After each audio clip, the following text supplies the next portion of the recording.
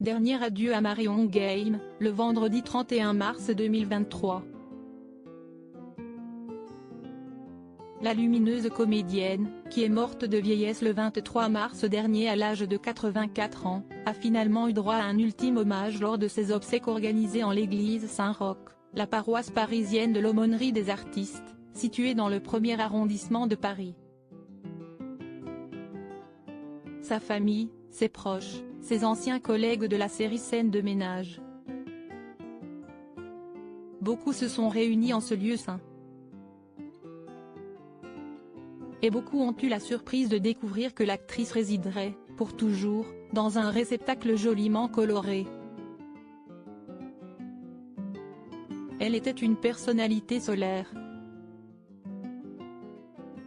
Si est donc le bleu ciel qui a été choisi pour peindre le bois de son cercueil.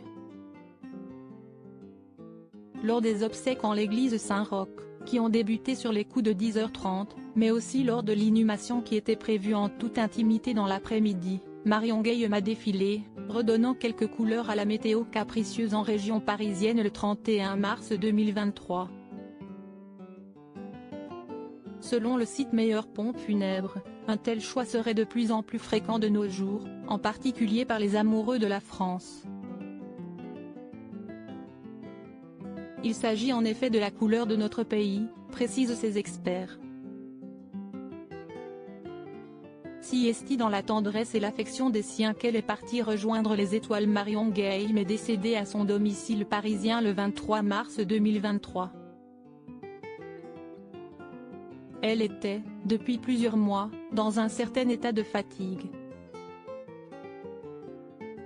La France a depuis un peu perdu de sa splendeur. Si est sa fille, la comédienne Virginie Ledieu, fruit de sa relation avec Philippe Ledieu, qui avait partagé cette nouvelle en divulguant un sobre communiqué à l'AFP, l'agence France Presse. Si est dans la tendresse et l'affection des siens qu'elle est partie rejoindre les étoiles, précisait-elle simplement.